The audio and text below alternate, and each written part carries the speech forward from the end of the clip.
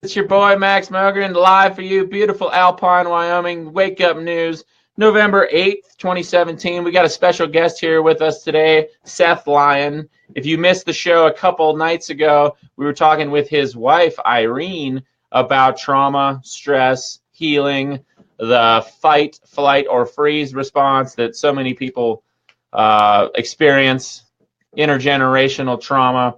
The list goes on, and more importantly, healing from those things. So it's great to have Seth with us today. Seth, thank you so much for being here. So happy to be here, man. Thanks for having me. Yeah. Right on. If you could just tell us a little bit about yourself and your own journey of, I guess what would we call it, your ascendancy or your journey towards enlightenment. Just fill us in there because your work is really fascinating. Well, thanks, man. I mean, I started just, as a kid in growing up in suburbia, but I was always someone that had a massive interest in, like, I read tons of science fiction, I read tons of fantasy. I had this intuitive sense there was more. And so that sort of put me at odds with my suburban, normal American environment, as I think is the case with so many people, right? I mean, and then that creative impulse, that intuitive knowing isn't supported in our society. So there was that. And then there was, I had my own family trauma, a lot of dysfunction. So by the time I emerged from that suburban upbringing, I myself had complex PTSD. Yeah. And I didn't know that at the time. That's only something I really, can label clearly in the last 7 years or so. But basically, I knew that I didn't fit. I had a sense that I didn't fit with the world. And I went through college. I was a music major. And then at the end of that, I started getting into meditation. Had a couple experiences with psychedelics, with mushrooms. That was sort of like, wow, that confirms everything that I suspected. And I got really, I guess, into meditation right after college. And that really sparked my path, I guess you could say, into the woods. It was sort of the path of the traditional path of the vision seeker or the shaman that goes out into nature and meditates and connects with the spirits there and gets information and downloads. And so, I did that for about 15 years in the woods, just apart from the world. I lived without money a lot of the time. I did work trade. I lived, in the jungle in a tent in Hawaii for a long time. I lived in Montana. I lived in the woods of Oregon. I spent some time in small communities at a hot springs resort, but always apart from the mainstream so I could focus on myself, and that's kind of what was going on when Irene found me, living in the woods. So I had been doing self-inquiry for a long time, and that developed a lot of my inner knowing and my, energetic practice and spiritual practice. But then I discovered the nervous system work, and it was like, this is the piece that is missing.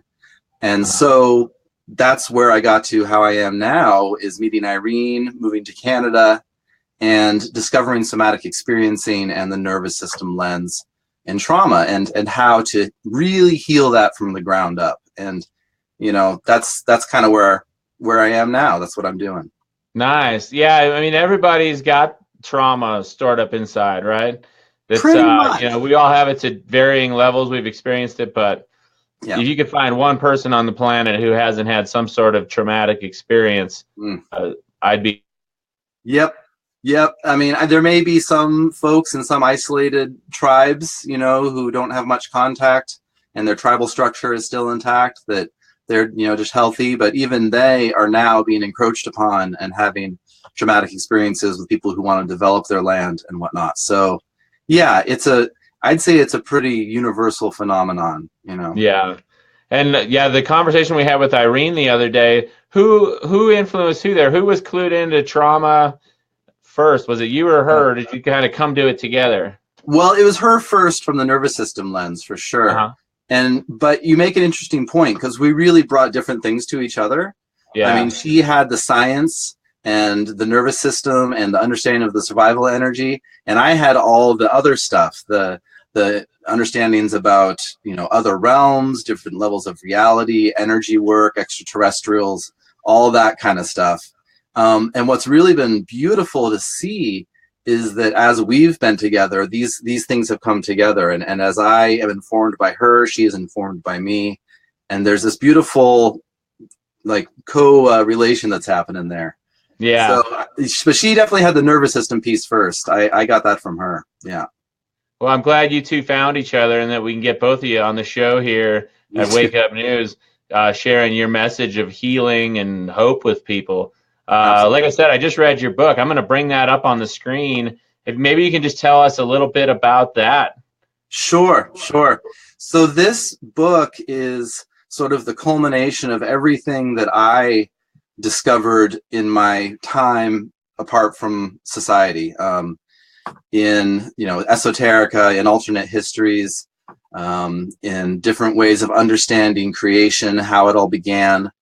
It's really a comprehensive story. And what's interesting is, like, so it was at the beginning, now it is at the end. It's still all about trauma. I mean, one of the things that is really foundational in this story is understanding where trauma comes from. I mean, it didn't just come out of nowhere. It exists in creation. So how did that happen? And that's sort of this, where you are right now, this origin story is talking about, okay, how did creation begin? How did this wound get formed in creation? What is its function? What do we need to do to heal it? And all of it comes back to working with trauma, as we are now. So that's, something that was really important to me to share with the world as just a way of understanding how this all started rolling. Okay. And then there's a lot of stuff like here about the structure of the universe, different levels of reality, the different dimensions or densities, as we say.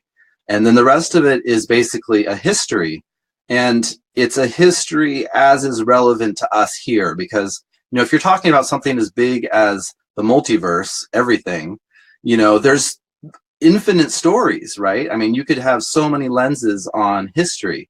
So what I did is I basically channeled and received information, filtered through other people's research, feeling what was right for me, and put it into this narrative that gives a history of the multiverse that sort of pertains to where we are now and what's happening and what to do. Like, what do we do now given what's happening? So right on. It also provides a lot of deep background on what people, refer to as the Cabal or the Illuminati, or just the powers that be, the military industrial complex, like deep history into where that sprung from and how all that got rolling.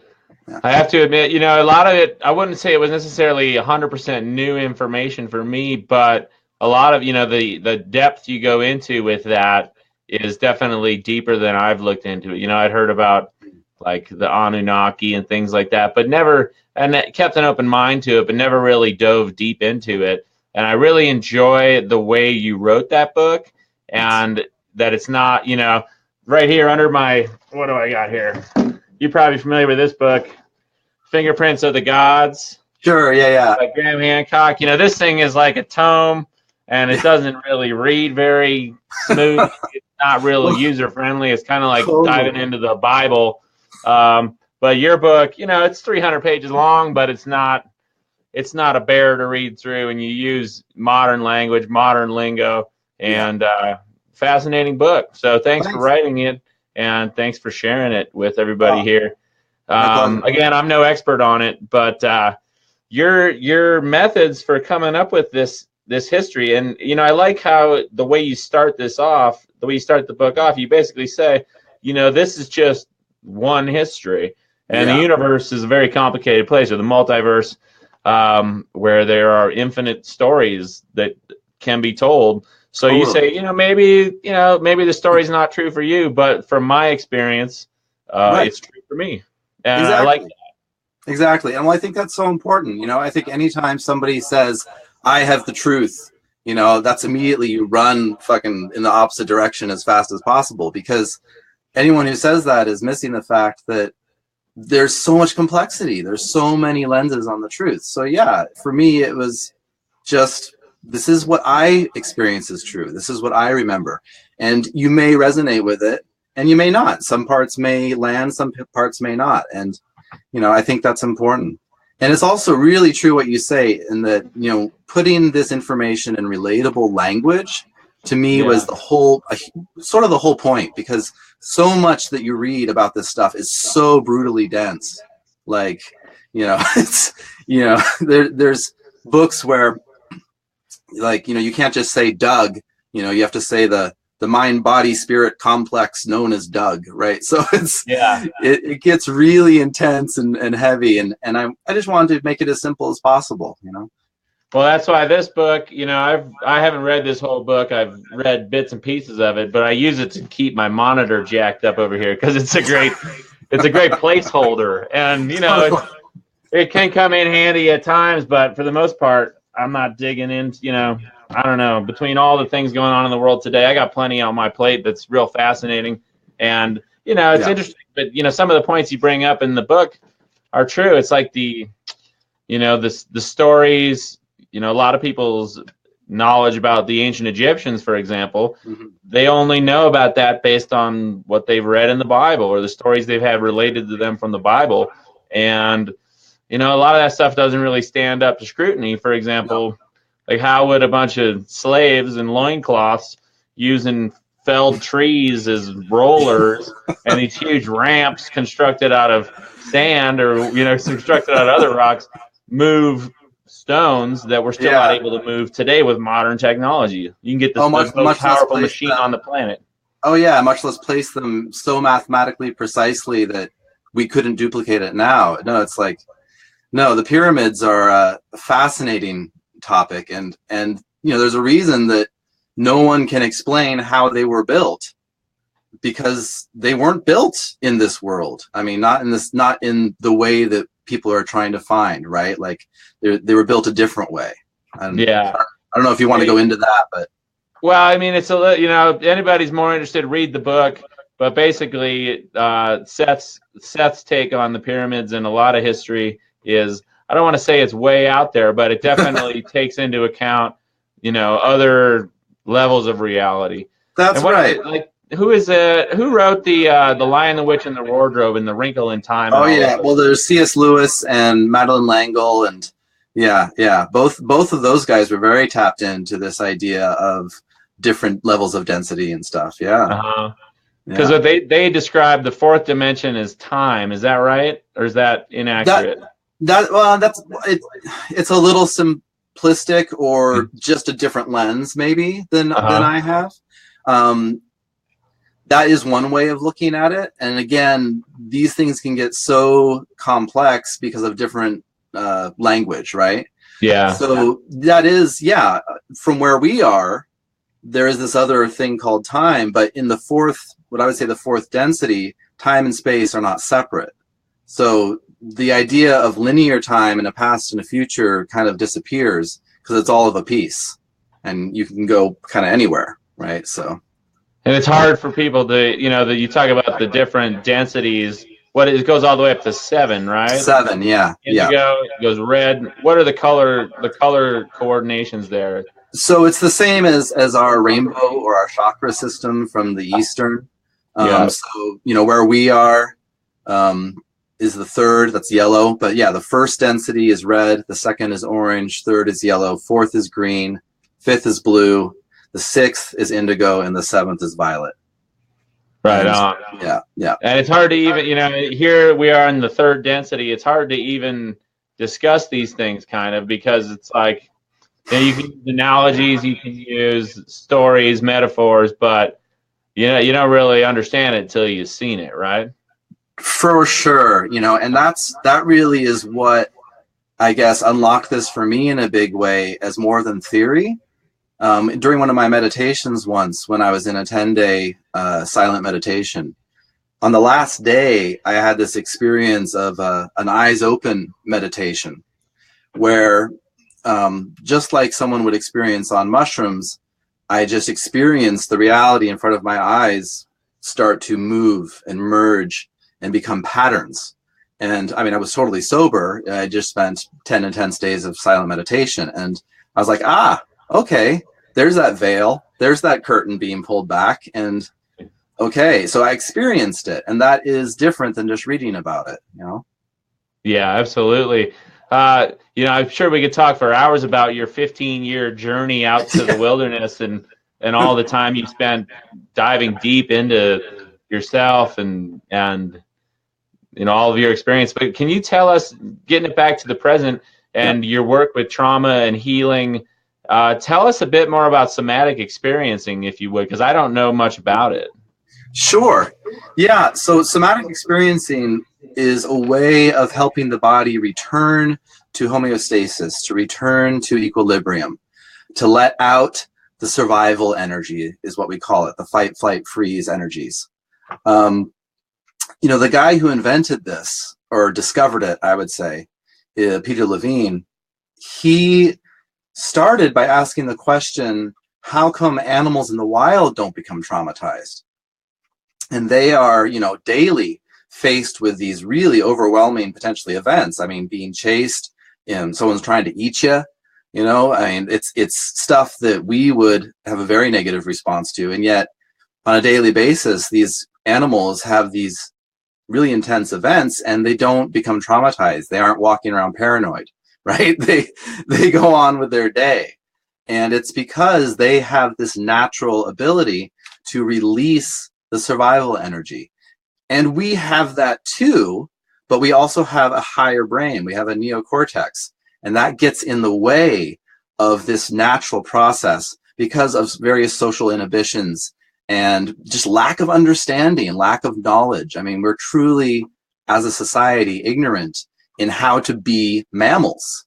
And that's really what it comes down to, is somatic experiencing. We have to learn how to be mammals effectively, how to be familiar with our nervous system, our relationship to the environment, and how those things groove and jive together so that we don't have to hold on to this stuff. Right on. Very fascinating. I brought up the Somatic Experiencing Trauma Institute there at traumahealing.org just to show people that was a website you said was good. Yeah, that's a good site. If Irene, that's just if people want to read more about it and find a practitioner, there's a directory on that page. Yeah. Oh, and I just saw a comment here pop up. I'd say dogs get trauma, but not wild. That's a good point. Domesticated animals, actually, yes, they do become traumatized because they're around us, right? Because they're around us with our fucked up behaviors. They can't just escape into the wild and be wild creatures. They do get traumatized. Domestic animals in zoos, right? All of those kinds of creatures actually get traumatized, but they're not in the wild. So, yeah. So we spread our trauma to them, right? Absolutely, absolutely. And you do this somatic experiencing. I got your website up here at SethLyon.com, and your organization is called Lifeforce Liberation, right? That's right. Yeah. Why did you choose that name, and what does it signify to you? Well, life force is our juju, our chi, our vital energy. Okay. With trauma, what happens is that energy gets hijacked into maintaining and suppressing these survival responses. So we don't have access to it because it's locked up in our system. It's still trying to, stop that person from hitting us. It's still trying to make us run away from that bad situation. It's still wanting us to fight back, or it's wanting us to collapse and conserve our energy and protect ourselves. And when all of that is going on unresolved in our system, it takes a tremendous amount of energy to hold all of that, to package it in our body. So we don't have access to our life force because it's doing all this stuff and it's holding all this stuff down. So as we learn to release it through these processes, then it becomes our life force. It becomes liberated. It becomes our vitality and our energy, our purpose, our ability to show up in the world and do what we're here to do. And a lot of people see trauma as like, oh, I got in a car accident and I got a concussion. That's trauma. Or, real obvious example, somebody went to war and they saw horrific things. That's trauma.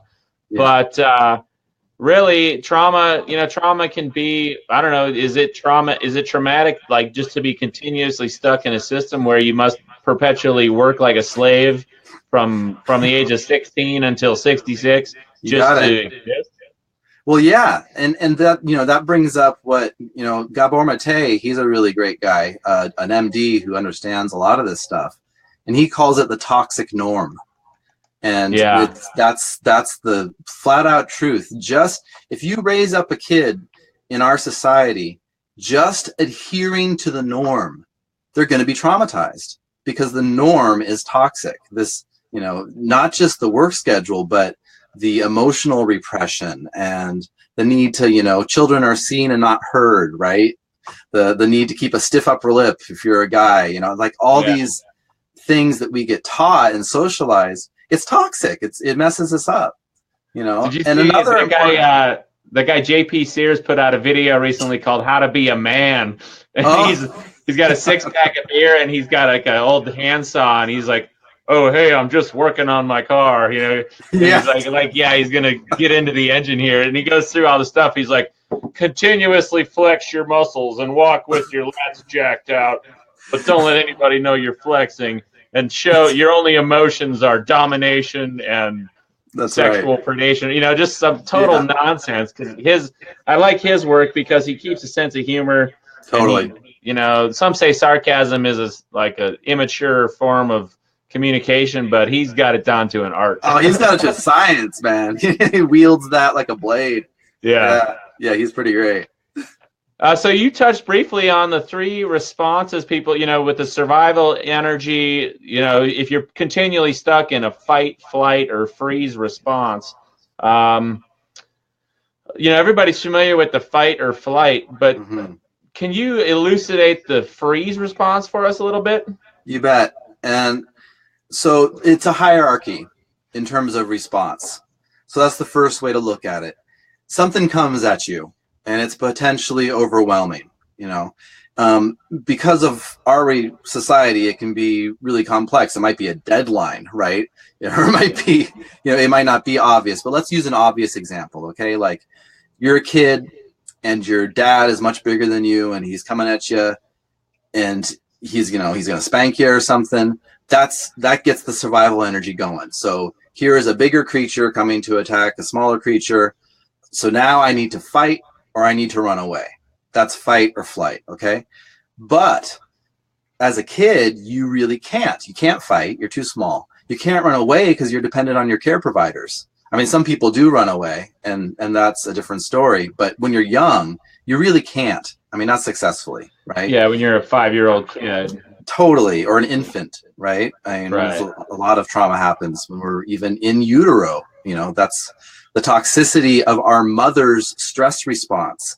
You can't fight or flee that, right? When her stress chemistry is coming into the womb, you're pretty stuck.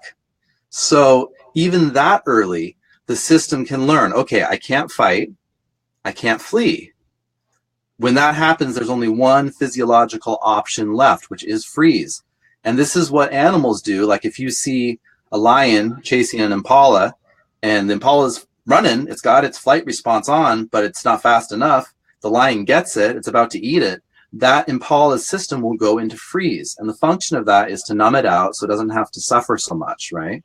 It basically is preparing you for death. It's a physiology of conservation. All the blood comes into the core.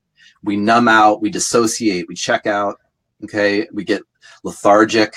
So that response of going to freeze is sort of a last resort option that's meant to happen in extreme circumstances.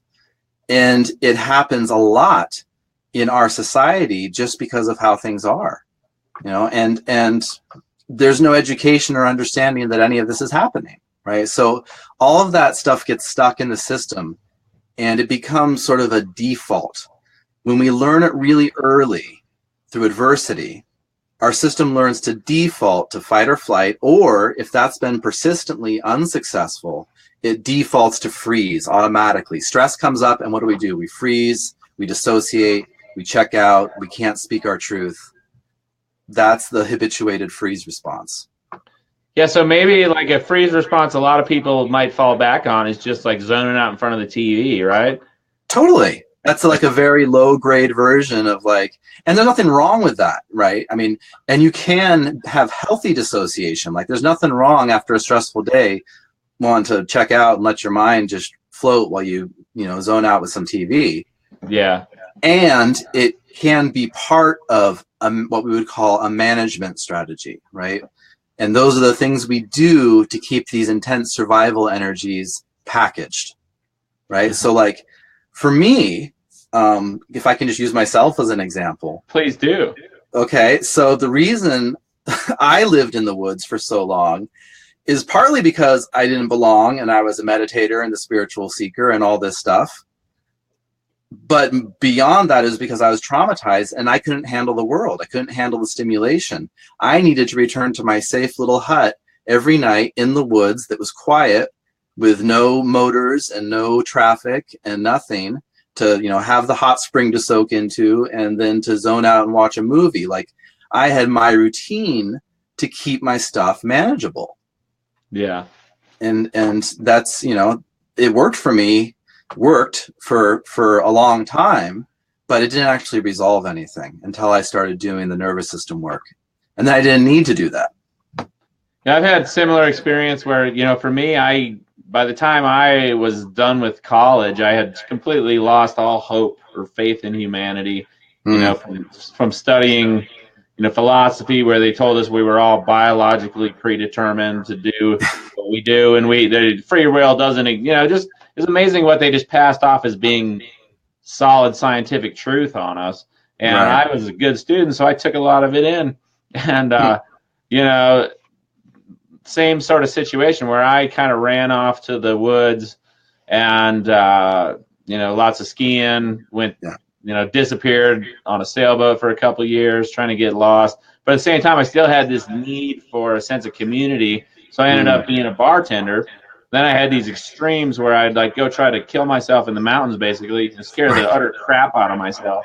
And then I'd go to a bar and hang out and be the life of the party.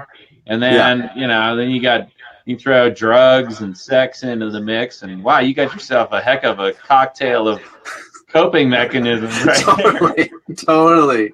Yeah, it's a sweet cocktail. Yeah. Yeah. Well, it's so funny with this work too, because it's difficult. Like those coping mechanisms, those cocktails of management that we cultivate are in some ways a lot easier than digging into the system and actually doing this work of letting stuff out. Yeah. So it makes sense, that we do these things. It's a good way to keep stuff together, Mm-hmm. Yeah. Yeah, for me it was funny. It's like after I never really understood why, but it's like if you got drunk with somebody once, all of a sudden you're best friends, Right. And then on the same vein, it's like some days you wake up after being real drunk and you feel either like total shit, like worst hangover of your life, or other days wake up with like this total sense of clarity and this freedom to write or to create. And interesting phenomenon surrounding the legal drugs, the legal coping mechanisms in our civilization. Totally. Yeah. I love that you and Irene are so passionate about Dr. Gabor Mate's work, because when I was in college, I wrote a thesis paper on attention deficit disorder, and I basically it was, what was it called, Fighting ADD with Media Literacy, and basically Gabor Mate's book Scattered Minds, Scattered was he basically wrote my paper for me, because he was so on point. And I love that you and Irene bring up the fact of maternal stress, maternal cortisol, and other associated problems with stress. Because you think about it, if a woman is in a situation where she's worried about money all the time, she's got these strict beauty standards she's supposed to live up to. Her husband, whatever, he's working all the time too, so he's stressed out. The medical bills are through the roof because she's pregnant and going to the doctor all the time. That's going to create this stressful environment that the fetus is growing in. It's marinating in it. Oh yeah. Mm-hmm. And I think that was the case for so many of us. And it's that norm, right? That's just normal. That's just life, right? Yeah. But yeah, it's a toxic cocktail, and it sets us up to not be successful as mammals. It makes it a lot harder to live in the world. So what should we be doing? Like, yeah, your book, one thing I really liked in your book is you talk about the process of healing. And Yeah. like, you say something to the effect of the process is more important than the Mhm. goal, or like That's the right. journey is the destination sort of thing. Can you talk That's about right. that with us? Absolutely. Um, well, okay, first I want to say there's a lot of heavy stuff here. And some people may be getting triggered by the stuff we're talking about. So I just want to acknowledge that and let you know that there is like light at the end of the tunnel. Okay, there is the ability to heal all this stuff. You're not doomed, So I just want to establish that as part of this discussion of the journey. Like it can be okay. Like we can get out of this stuff. It's just a bit hard. It takes work. So there's a lot of old methods of healing trauma. And we've been trying to figure this out for a while. It started kind of in the 50s and 60s. People started coming back from Vietnam. Before in the World War II, it was called shell shock. And then they started identifying something called PTSD with Vietnam. People started trying to figure it out. A lot of the early therapies were very confrontational. So the goal was to like meet your pain head on, right? And, be broken open by, the support and like just let it all out. And that doesn't really work because it's too much, too fast. What we've learned along the way is that the nervous system is incredibly delicate and it's incredibly intricate. And that's where these stress survival energies are, or in the autonomic nervous system. So the process has to be slow. The process needs to be gentle. We don't want to break somebody open. We don't want to make someone confront their worst stuff. We want to gently support them to slowly move through this stuff. So the fundamental thing is safety. We got to establish safety in the physiology and in relationship.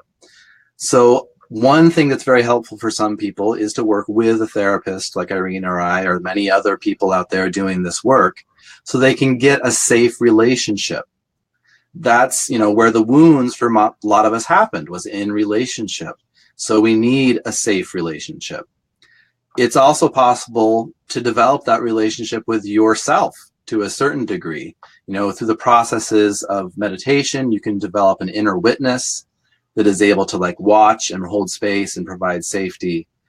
So there's that too. There's also community. So all of that stuff, there's many ways to start cultivating safety. That's the foundation. Yeah. Okay. And then it's about learning to feel your body, learning to feel what's actually happening in here instead of just what's happening in here. Because all traditional talk therapies think that the mind is in charge, and it's not. When it comes to trauma, the mind is an end organ. It is processing the information from the nervous system. The nervous system is foundational. That's where the stuff is. So when you're working with the mind, it's like we're trying to, fix the house by cleaning the windows. It's not going to happen. So we need to learn to be with our body. And that's where that safety is important, because being with the body when there's trauma ain't fun. You get tensions, you get your rapid heart rate, you get shallow breathing, you get all these things that can arise that are part of these stress responses, and they're not fun to feel. So safety, and then learning to feel the body slowly, and education. Like we got to learn about what's happening inside of us so that it doesn't freak us out. Yeah. Right? And that's where, checking out Irene's YouTube channel, reading her blog, reading my blog. There's a lot of information out there about learning, like what is going on. A lot of people feel safer and more in control of themselves if they understand what is happening. If they can say, oh, that heart rate that's been freaking me out, that's part of a fight response, and I understand that now, right? That alone can be helpful. So that's sort of, I think, the three key things in terms of the process: establishing safety, learning to be with the body, and having education to understand what's going on. and then beyond that, there's all the stuff we do actually in the work to help those survival energies release. Lovely. Thanks for that. That's a great overview. Bessie Davis, a regular viewer here, has got a couple questions. She said mind over matter, and then she also asks, do you think kratom is helpful? I'm not really familiar with that. I think it's a drug, right? I don't know what that is. I have not heard of kratom. I don't know either. So Bessie, we're not really sure. I know Bessie's in the States here. So we're not super knowledgeable on that. I think it's a drug. I'm gonna look it up real quick just so we know. I spelled it wrong. Oh, kratom. It's a tropical evergreen tree in the coffee family, used as an opium substitute. Huh. Used in traditional medicine since at least the 19th century. Kratom has some opioid and stimulant-like properties. I guess we could talk about drugs in general, right? I mean, we live in a very medicated society. Some people smoke weed all day, every day. Some people get drunk every night or maybe all day. A lot of people, millions. I don't know what the exact number is, but it's a large percentage of the population in the U.S. and Canada is on some sort of mood-enhancing or mood-affecting drug. What's your take on all that stuff? Well, there's two different categories there. There's the pharmaceutical world and there's the plant helper world. So kratom sounds like it's in the plant helper category. In terms of pharmaceuticals, there are ways that we manage. There are ways that we help manage the symptoms of our survival energy. And there's nothing wrong with that. It's not going to fix anything. Okay, so if it's enough for somebody that they can get through life and enjoy life and be a bit medicated, awesome. However, if you want more than that, if you want to actually reclaim the life energy and not need the medication, you need to do a different path. And that's not for everybody. Right? Yeah. That's the path of somatic experiencing, of doing nervous system work, is not for everybody. It's hard. So some people, it might be better to stay medicated. And we would never recommend to anybody that they stop taking medication, because they're using it for a reason. They're using it to help manage things. And we don't take away any form of management until there's something else to take its place, an internal resiliency or resource that can help take its place. So that's my take on the pharmaceutical. It's not really helpful. It'll help you manage. It's not going to heal anything. That might be good enough for many people. That's okay. In terms of plant medicines, it's a tricky slope, because it's very easy to use them to reinforce your management. If it's part of an addiction, it's the addiction that's the thing, right? It's not the plant medicine. Addiction can take any form. It can be shopping, right? It can be zoning out and scrolling endlessly on Facebook. It can be a joint. It can be alcohol. It can be many, many things. And it's the addiction that we want to pay attention to in those cases. With plant medicines, if they're used properly, they can be super helpful. They can open doorways of perception. They can help us see what's in our system. They can also help us regulate for a while our system. They can help manage, like maybe kratom, I'm not sure if I'm pronouncing it right, but that might maybe, if it's got a stimulant and an opioid, it could help provide a little faux regulation perhaps. But as long as you have to take anything to feel okay, then it's not, then there's something that's not okay, right? Like there's something that could be addressed.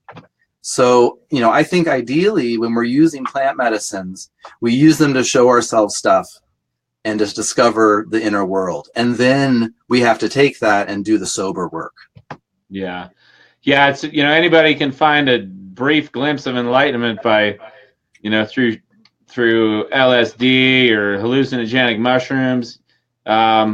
And that's funny in my own experiences. You feel that often it's like you feel this amazing sense of connection and unity and shared purpose and meaning in life. And then you wake up the next morning and you're like, oh shit, it's gone.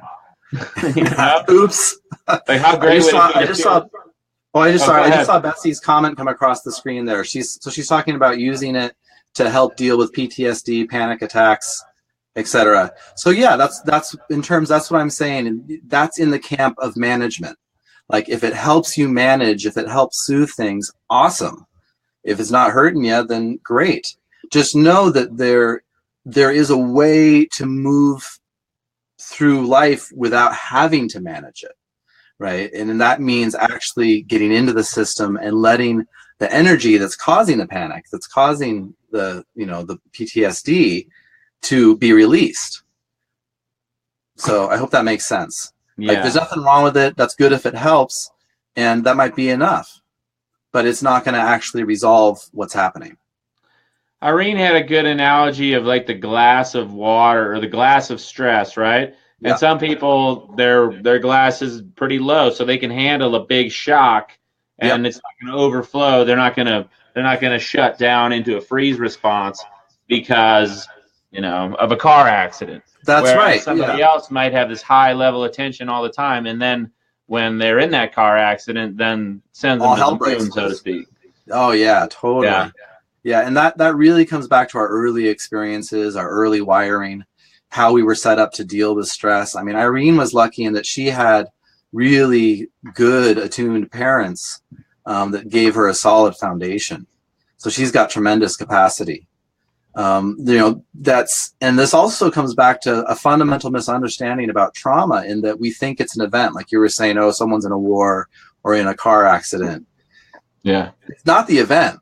It's how we respond on the inside to the event. And that is determined by our capacity in that cup of water. Like how well were we set up to deal with stress? Where is the level of our stress water, right? And yeah, if we're set up good, then we can have a lot of stress. You could go in a war even and not be traumatized. Yeah. But for someone else, when their stress is like really full, they could get an MRI and all of a sudden have this huge eruption of PTSD symptoms, right? They could be stubbing the toe. I mean, it depends on where your level of water is. Totally. Yeah, I had a situation recently where somebody was threatening me and really saying nasty things about me. And I looked at it and it's like, wow, I have a couple of options here. Number one, I can just laugh at this and like move on and not get drug into their cycle of, I don't know what to even call it, egotistical hatred and using creativity to manifest absolutely awful ideas and threats and things. Or so I could either laugh at it and transcend it, or I could fall into that trap and respond in a negative way and make it worse. And I chose to laugh at it, and lo and behold, my life just keeps getting better. Nice. Yeah. And there's lots of times, there is a choice we can make about whether or not we want to get sucked into someone else's whirlpool, right? Yeah. Sometimes that's a hard choice to make, right? Especially when there's trauma, it can be easy to get triggered into a response that's happening before you know it. And then sometimes you can make a different choice, which sounds like you did, which is awesome. Yeah, I seem like I'm getting a little smarter as I get older. Yeah, me too. It's funny. I had to say, like, it's amazing how making a few steps in the right direction, doors just start to open. You probably had that experience too. Absolutely. For my experience, up until a few months ago, I was a professional bartender in Jackson Hole, and I needed to bartend because I needed to make money. But I needed to make money because I was spending so much damn money as part of this lifestyle of partying or go out and blow $100 on dinner a couple times a week. And next thing you know, you're working all the time, but you're broke as a joke. Right. Now it's like, I can have oatmeal for dinner and it cost me $1.50. You know what I mean? Yeah, right. It's like, oh wait, I really didn't need to be working all that much, making all that money. And arguably I was spending it as a coping mechanism because of all the stress from being an octopus robot behind a bar, running around. Talk about a stressful job. Oh man. The busy bar is, you make pretty good money, but you're feeling it. Yeah. Well, and we get told that we need these things. We we're programmed from birth to think we need all this stuff and all these things. And, you know, that was one thing I discovered, I guess, in my time away from all that, is that you don't, you know, like I traveled around with my banjo and a backpack, and, you know, where I went, I found situations where I was fed for doing a little bit of work. You know, for a year I lived on a salad farm where, Ooh. you know, a salad farm, you know, Nice. just I heard you. I said, ooh. yeah, microgreens. Yeah, just like, you know, a couple days a week I'd help pick lettuce, and for that I got a place to live and you know, and so that exists. There is an alternative way to live, you know. Now what's interesting is that I found a whole nother set of challenges when I came back into the world, right? And how to blend that sort of approach of I don't need all this stuff with the fact that I do need some stuff. Like, in order to be in the world, you need some stuff, you know, and money is helpful to let you move through the world and do things. So yeah, I think, you know, it's about finding that balance. A lot of it, I think, is about finding your truth, you know, like you, it seems like, have found your truth. Like you say, these doors are opening for you because you've found what is your thing to do. Like, this is your vibration. And when you find that, the universe helps you along. I think you're right, man. I hope you're right. Coming from you, I'm going to just go ahead and choose to believe that. There you go. Well, it seems like it to me, man. I mean, you're lit up and passionate about what you're doing. That's the key. One thing you talk about in your work is intent, and I like, you know, in your book you talk about there's kind of two schools of thought. There's the people that believe in service to self, and, or, you know, people and interdimensional beings of all types that believe in service to self. And then there are others who believe in a more, I guess you could call it a Christian philosophy or more spiritual philosophy, you know, more in line with like the real teachings of Allah and Jesus and Buddha. And that's the service to others. That's right. And it seems like you call it a toxic culture. It's like we're forced into this system where in order to survive, we need to spend at least some time focusing on service to self, but the service to others is where the real party is, right? That's right. That's right. And, you know, the world is run on survival energy right now.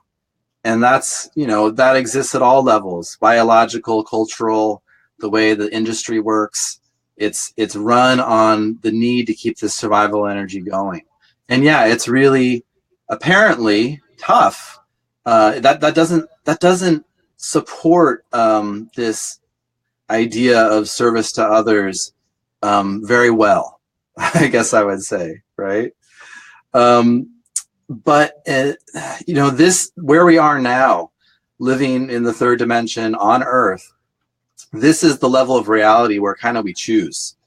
Like, there's the level of the gases and the rocks and the fire and the water and the trees and the plants and the animals, and they don't really have to make that choice. Like, at those levels of reality, they're just that'd be existing. Like the second density.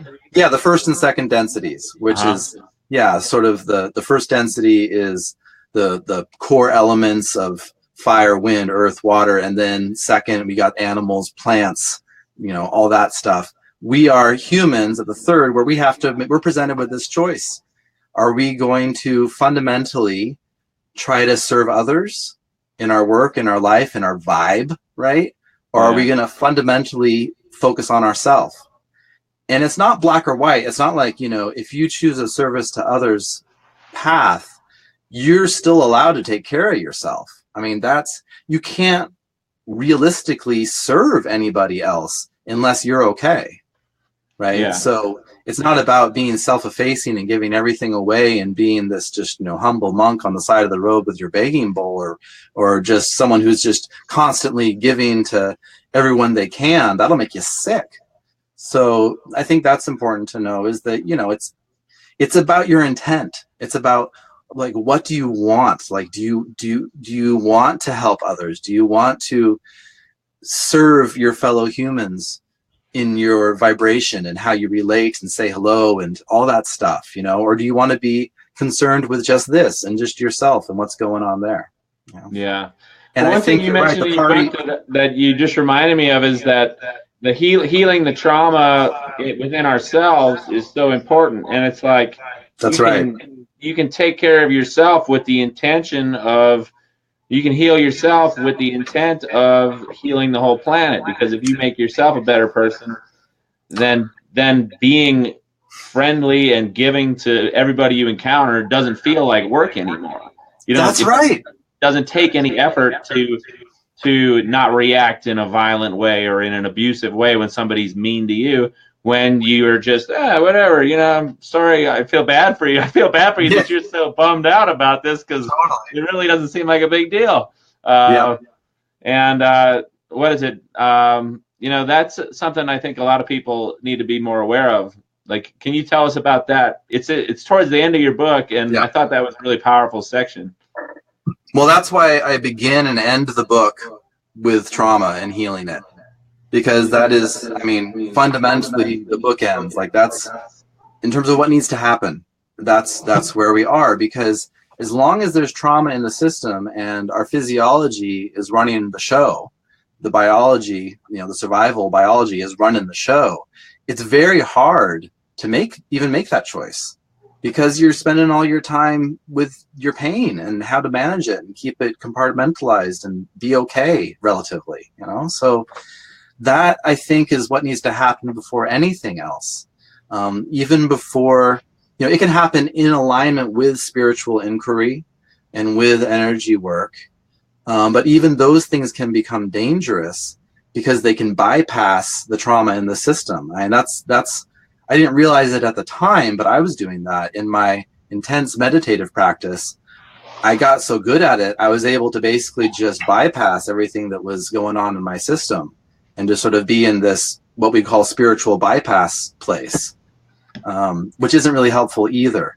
So that's really what it comes back to for me, is let's heal the trauma so that we can move forward in a way that is whole and integrated. Mike Giles has got a great comment in here. He says, I'm still trying to recover from a narcissistic relationship. It's been a long road. And I know from my own experience, like, you talk about trauma, romance can set you into a tailspin. I know from my own experience, spent years of my life all heartbroken over some girl, and then it turns out I'm still alive. Turns out I'm still happy. Probably better off without him in my life after all. But what is the deal with relationships, and why the heck are they so damn traumatic? Seth, fill us in, please. You bet. Yeah, man. Well, I hear you there. I think everyone can probably relate to that. And, it's a tricky thing, because reality, our experience, what comes to us, ultimately is being driven by what is within us. And that's kind of a tough thing to look at, because why would I be choosing these difficult things? And that is oversimplistic. You're not. Your physiology is. Okay? It's not your mind or your personality or your psyche wanting bad experiences. But the physiology, the nervous system, the psyche, it always wants to heal. It always has a momentum towards wanting wholeness. So if it's been damaged in the past, if we had a narcissistic father, if we had an abusive mother that manipulated us, etc., if we had siblings that traumatized us with various relational tactics, until that's resolved in here, we're going to meet it out here. It's inevitable. It's just going to happen, because this is what calls this to us. So it can sound like I'm saying it's your fault, and it's not. You didn't know, what needed to happen to heal, to not get that reflection. Your parents didn't know what they needed to do to provide you with the kind of support you needed to, like, get the relationships you need. Like, it goes back intergenerationally. Like, it stretches all the way back to creation, in my opinion. Yeah. So I really enjoy your creation story that you start off the book with, where initially there's a unity, and I like how you got it scientifically tied too. People are becoming more and more aware of the electromagnetic nature of the world where electricity and magnetism are fundamentally joined. You know, they dance together. You can't have one without the other. But then, let me see. Tell me if I misspoke it here. But then it collapsed in on itself, or I forget exactly your terminology. And then it blew out into the universe. This huge explosion. Tell it to us, because I'm botching it horribly here. Oh, well, you got the basics, but yeah, I mean, this is what I learned to be true, and so that's how I wrote it. Again, this is going to get, you know, if anyone is religious, this is going to like totally not agree with them, okay? But yeah, fundamentally, we had at the beginning unity, right? We had what we would refer to now as Source, God, just this one consciousness that was undifferentiated and just floating along. And eventually, that consciousness realized it wanted to experience others, because it could have these sort of dream experiences within itself, like we dream and we have all sorts of characters and landscapes in our dreams. It could do that. But eventually it realized, I want others. I want true other beings to experience reality with. And it saw that the way it might do that is by basically blowing itself up. And that's the Big Bang, okay? Yeah. And it was like, in terms of the mechanisms at work, it's kind of like it revved up its electricity to an incredibly intense amount, like just the maximum velocity. And then it took its magnetic field and it collapsed it around that vibration to the point of maximum density. Boom. Okay. Reality went boom. We got the Big Bang. We got all the building blocks of life. Everything was created. But what happened when that happened is two things. One, there's the space that creation and consciousness was floating in. Okay. Before it blew itself up, it was floating in the void. When it blew itself up, it allowed the void to enter creation, which is what created duality. You can see that in us. Like, we have a void in us. We have this mouth, we have this channel, right? We have this anus, we have this column, this void in us, which is how we relate to the inner and the outer, duality, right? This is how I relate to the world and take it into me. The same thing happened on a cosmic scale. The void came into creation and made duality possible, which is necessary on the way to creating other folks, true other beings that aren't just an internal process, that are actually other beings that are co-creators. So that was crucial. It was also incredibly violent. Yeah. So what we need to ask is, what happened to the pieces of that magnetic field? So that got blown way out, way out. And that magnetic essence, if we want to talk about the qualities of magnetism, it's the feminine nature, not female, feminine, the archetype. So it holds space. It creates the shape for the electricity to enter. It creates the form. The electricity is like the masculine aspect. It creates the inspiration. It fills the space, right? So that magnetic essence got blasted way out and was basically cut off from the light. And that's how trauma happened at the very beginning, is this pieces of feminine essence were sort of lost from the light. And there's been this continual expansion to basically try to reclaim and get back to a unified field where all of that is in contact again. So that's the big overview. And that's ties right back into what we're doing now, in terms of, at least what I believe, is that our Mama Earth holds a huge piece of that primal magnetic essence. Like, it's the soul of our Earth, is this very powerful piece of feminine divinity. And by interfacing with our own trauma, we are helping her heal, because our body, we are part of the Earth. We are part of her. So it's a beautiful story, a beautiful theory on creation. Brian, Keith, Will chiming in. I have another theory about the beginning that explains the entropy problem. And I guess, I want to say, with Seth's take on things through his own experiences, his own meditations, his own research, right from the get-go in his book, he says, this is my story. might not resonate with you. And that's the beauty of living in a multiverse, is that everybody has got kind of their own little reality that they create for themselves. That's right. I'm super glad that he has his own explanation. Yeah. Like Brian, you have your own explanation. Thank God. Like, I don't want to be a prophet. I don't want to be the one saying I have the truth. It's about us all taking our own inner lens. Like, I know that this works for me and that it resonates with some others, and that's groovy. There's other people that have their take that's going to work for them, and that's going to resonate with others, right?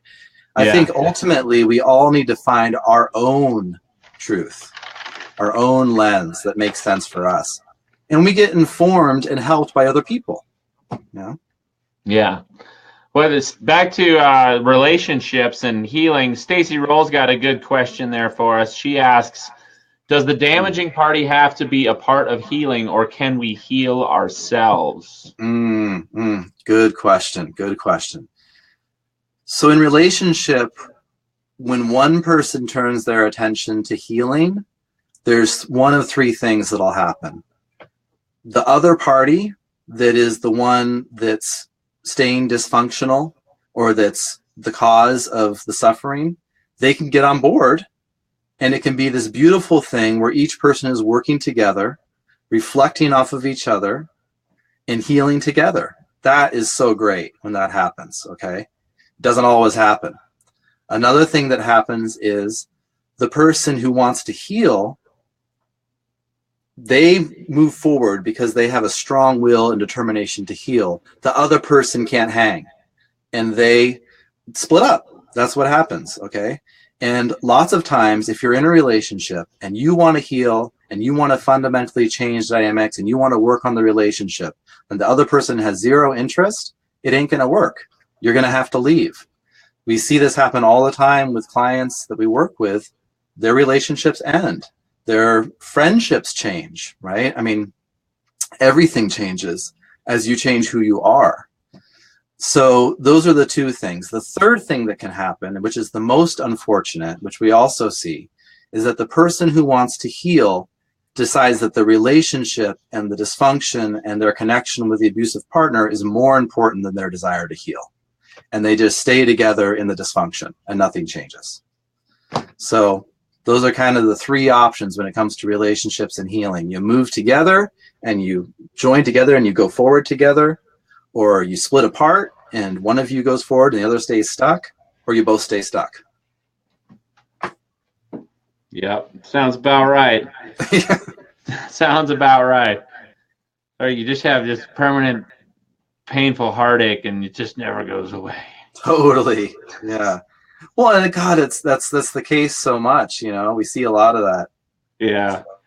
Yeah, story of my life, that's for sure. That's why it's so nice getting you all on the show. You and Irene, like, I really enjoy these, and it's just like you can sit here and listen and nod my head and just be like, yeah, I'm getting smarter, more self-aware by the minute. It's funny you mentioned with the trauma thing, and you talk about like you might have a manipulative parent or a parent who's detached. And as it seems in my own experience, as I become more aware of my own, I guess I'm going to call it bullshit for lack of a better term, I become aware of my own trauma, my own manipulative tendencies, my own, way of reacting. I'm able to see that in other people. I'm so much more able to see that in other people. And as I become more aware of my own bullshit, I'm able to spot other people's bullshit. And then it never escalates because it's just like, oh, they're just lashing out because of their own drama, internal drama. It's really like I can just step out of this situation and walk away. Oh, yeah. And, I don't need to go there. Well, and you even probably alerted to see it before it even happens, right? Yeah. Like you start to reckon, yourself so well that you start to recognize that in others before anything even happens, and you instinctively navigate away from that shit before it explodes, right? I don't know if I've gotten that far along yet, but that's the next step of my healing process, is being that fish that swims over to the reef while the other fish get eaten by the shark, so to speak.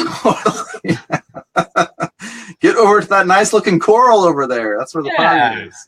Yeah, what else should we talk about here? I got some notes from reading your book, a couple pages of them. That I really was fascinated by. You talk about the people. I guess you call them the cabal or the Illuminati or we call them the MIC, the military industrial complex, all interconnected, Yeah. and they feed off of this energy that you call loosh. Loosh, yes. Book. Can you just give us a quick rundown on loosh and explain how that relates to like the modern world, the mainstream media, all the mass shootings, the endless wars, all the drama that is, all the drama that's just foisted onto us by this system?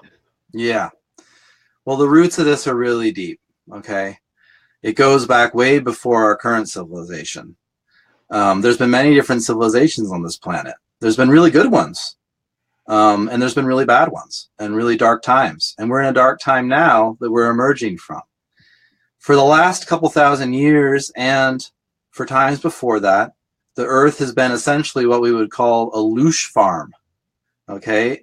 There's this loosh is the dark energy of suffering. It's in everything is extreme, from like torture, the psychic emanations and emotional vibrations that emanate off of someone being tortured. And I'm sorry if this is triggering for folks, but there's no other way to talk about loosh because it's really fucking dark. Okay. There's that extreme, all the way to the morbid fascination of slowing down to look at a car wreck, or the thrill, sort of addictive thrill we get from a really violent horror movie, right? All of that is in the spectrum of what we call loosh, which is this dark vibration of suffering. And that is essentially food to the higher density forces of darkness that are basically running the show. I mean, we have our human component, which is the military industrial complex, and the political system, the cabal, the earthly members of the cabal who are tied into the industry and all of that. But above them, there is this dark energy that is kind of ruling them, and there's a reason they do blood sacrifice and all these different rituals. It's to help feed that energy that is fundamentally what's running the show, or has been running the show. It's changing, okay? But that loosh is what feeds the whole thing. That's why we run on survival energy. That's why we have all this stuff. That's why the media focuses on the negative. That's why we have these events like these apparent, shooting in Las Vegas and this other shooting that has happened. I mean, I know that they happened, but I don't think it's as simple as what's being shown. These things are orchestrated purposefully to keep the dark shit going, to keep us in survival, to keep us pumping out the loosh, right? Because that's the function of the earth right now. Yeah. Now, that is why, again, healing trauma, getting out of survival energy on the individual level is the most powerful thing we can do to create change. Because then we're not doing that anymore. We're not feeding those bastards anymore, right? Yeah. Service to others. We're not feeding those bastards. Yeah, so if you're like walking down the street with a huge smile on your face on cloud nine and you go past some loosh hungry, corporate goon who thrives off of the misery and suffering of other people, that upsets them greatly to see you so happy, right? That's right. You took a little wind out of their sails. Yeah. Yeah. I like you got, I kind of look at it, you got two emotions you can act from, or, two driving forces, love and fear, right? Yeah. You can either be operating from a place of love or you can be operating out of fear. And obviously love is a lot more fun. A lot better. A lot better. And it's not always an easy choice, because if we have been traumatized, we're going to be wired to operate from fear, right? Again, we got to heal that. We got to heal that stuff. It's an internal work. It's more important that we work. That's one thing that it's taken me a while to realize, is that it takes, if we're, I'll just use an example of my own life. If I wake up in the morning and I'm relaxed and optimistic, I can do all sorts of things and it doesn't feel like work. Whereas if I wake up and I'm stressed about, you know, whatever's going on in the world or money or whatever. It's just like I get scatterbrained, I get confused, I get frustrated, and next thing you know, the day is wasted. Yeah. And so we don't need to make ourselves, it seems like to me, it's like if we make ourselves miserable worrying and stressing about things, we actually decrease our capacity to change them for the better. Totally. Yeah. Well, and being caught in that, what you described, which is essentially being caught in survival energy, right? That takes away access to the higher brain. Like you're in your limbic system and you're in your brainstem. Yeah. Literally can't access those parts of your brain that help you be creative and choose love and choose all those things. So yeah, absolutely. Like it's a self-perpetuating thing that it takes a lot of courage to step out of, you know? Yeah. So kudos to you for making those choices, my man. And, you know. Well, you know, like I said, for me, it's been a long road. Like I worked for years. For a couple of years, I was working as assistant to this guy, Michael C. Rupert. And his heart, you know, he was a guy who just analyzed the news, trying to make sense of it. The most depressing, you know, he'd read literally 200 news stories per day of the most depressing news in the world. And I got into that pattern with him too. You know, I was his assistant, his apprentice, so to speak. So I followed that path. Fundamentally, the message he was putting out to people was fear-based. It was we're going into an economic collapse. It's going to be the zombie apocalypse. It's going to be brother against brother fighting over a bag of rice kind of thing. And it's like, well, is that really how people are going to react if that situation transpires? Or are people going to come together instead of getting blown apart? Right? Yeah. Yep. Yeah, absolutely. I'll choose come together, and I'll try to be a force for unity over division until the day I die, because it's way more fun, and it's lonely being all divided. Totally. Oh man. Yeah, absolutely. Absolutely. Let's see. We got a bunch of people here. Lori Root Riley's been having some great comments saying raised on fear, right? Oh man. Can we talk? She's got a Standing Rock t-shirt on there too. Do you want to, I know it's getting kind of long here. We've been going for about 70 minutes, but it goes so fast. It's all right. What can you tell us a little bit about like intergenerational trauma, or, you know, because it's the energy is passed down from our ancestors, right? That's right. Yeah, it's in the DNA fundamentally, and also in the chemistry. So when trauma is unresolved, it potentiates the worst aspects of our genetic predisposition. So we all have genetic predispositions to various things. There's both positive and negative, right? If the environment and the internal environment, the internal chemistry is not ideal, if there's been trauma, that potentiates the worst genetic predispositions. Then those are part of the code that get passed on to the next person, right? So now they have that as their genetic predispositions. And then that's reinforced by the behavior that gets passed down, right? When it's not resolved, trauma affects neurochemically and it affects behaviorally. And one reinforces the other, and they just keep on potentiating each other down the line, right? So it's the one who says enough, you know, stop, I'm going to stop this, that really has the power in that cycle to create change. Yeah, and if we look at the world, you know, I think it's important too to step outside our own short, limited lives and realize that we're just a blip on the time scale here. Yeah. And it's like if all you accomplish in your life is to be a good person, to take care of the people you can, like that's enough. You know, you're only human. I talk about save the world.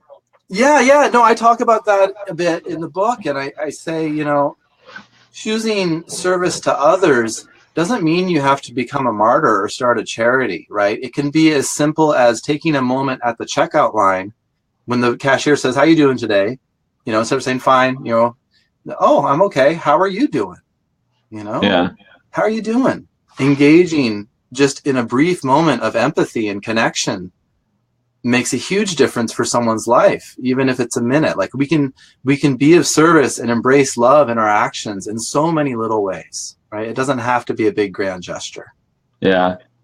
Yeah, I think that's really important that we're all constantly be aware of. You can put out a good vibe or you can put out a bad vibe. And that's right. And the process of, and by just trying, by putting out a good vibe all the time, you're in the process of healing yourself. That's right. Yeah. And if you continually choose, to turn your attention to love and connection with yourself as well as others, then you're on your way. I mean, no one's going to be perfect, but it's about that. I think, I guess that intention is the first place to start. It can be hard to choose love. It can be hard to choose peace if we're traumatized, but we can have the intention to choose love. We have the intention to look at ourselves and to work on ourselves, and if we can start there, then at least we're laying the foundations. Yeah. And then, but then, we're living in the society that's saying you should intend to make a bunch of money. That's right. You should intend to drive a Ferrari and blow coke and bang supermodels. So that's right. Sorry, Seth, you're a failure because you don't do. I'm a total failure. No, Irene and I are heretics. We're heretics in the truest sense of the word. And so are you, because you're not believing what is popular. You're not accepting what is the truth. We're not accepting that what we're spoon-fed is the way it has to be. Because anyone, like the most radical act you could take in this world is to love yourself and others, right? I mean, it's like, that's so powerful because it's so against what we're told we're supposed to do. Like, we're supposed to just mindlessly consume and right? It's like, it's crazy. I remember when I was around the time when I was like 17, 18, 19, I was still really consumerism really had a hold on me, And I remember there'd be times where I just felt like I needed to go to the mall and buy something. I didn't even know what it was, but I just had this like compulsion that I needed to spend in order to feel like satisfied or valuable or worthy. And it's like there's so many different isms to jump through, whether it's religion or militarism, consumerism, so many isms, racism, and you get trapped in all those isms. And that's the I don't know. Your terminology is good. I really like your book, man. I appreciate it. And we had a question here from Shannon Wendricks. Okay. Can I have permission to quote any parts of this interview on my business window for over the Christmas season? Of course. Go for it. But you got to put a picture of Seth's smiling face there. And you got to put some Christmas lights around it and send us a picture of it. They do a little Instagram filter. There's so many great questions, and it's hard to even get to them all. Let's see. Wow.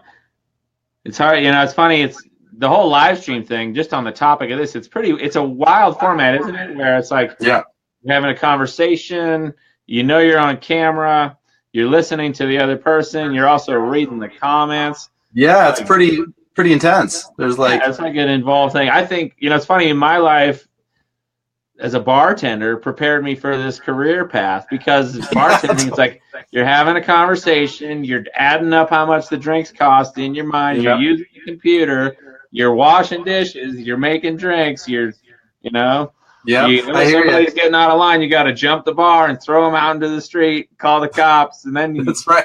The cops show up, you don't have time. It's like learning how to multitask is pretty cool.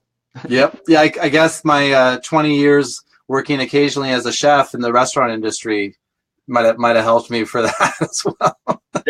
Same thing. Front of house, back of house, it's all the same. Yeah.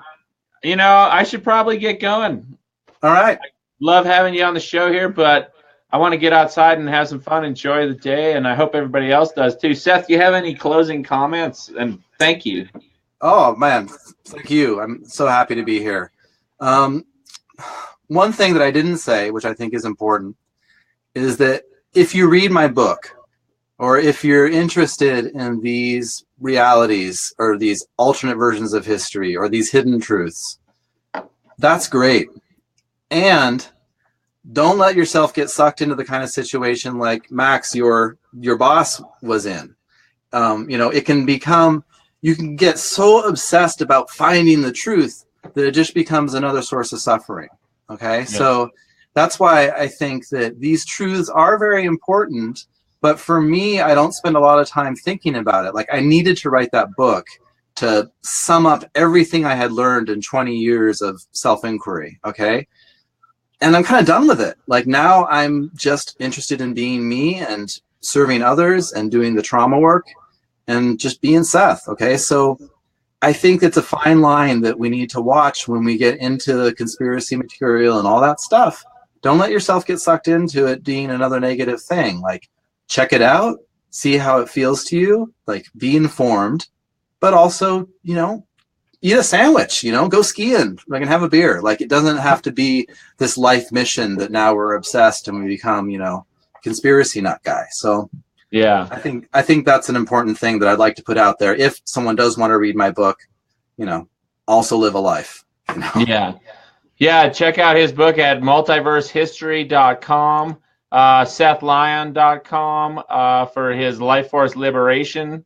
You can get get some guides here, contact him, get on the mailing list, and then also his partner Irene, who was on the show a couple nights ago. They're both doing some great work on the topics of trauma, stress, healing. They're taking it to the next level. So check out all their work. Seth, thank you so much for being on the show today. Hopefully we can get you on. Maybe we can get you and Irene on simultaneously, and we can have you duke it out to see who's more aware or something. I don't know. Awareness challenge 2008. Yeah, because we got to have a competition. In the Western world, it's all about competition. That's right. Now, I don't know which one of you is better at being my shrink, but I think you're both hired. So thank you so much. Awesome, man. Well, it's such a pleasure to be here. Really great. Yeah, thanks, man. Keep in touch. Let's get you on the show again in the next couple weeks, or whenever you want to be on the show, just let me know. We'll work it out. Thanks to everybody in the comments here. Really appreciate all of you. If we didn't answer your question, apologies. Feel free to contact Seth directly. Contact me. And we'll try to help you out or send you to what you're looking for. So Thank you so much. From Alpine, Wyoming. And Seth, where are you in Canada? In BC? Vancouver, British Columbia. So from tiny little Alpine, Wyoming and big, beautiful Vancouver, BC, we're both signing off. You all have a wonderful day. Stay aware, but stay optimistic. Stay informed, but don't let it control your life. Take care of yourselves and the ones you love. Heal that trauma. And we're out. One love. Peace. Bye-bye.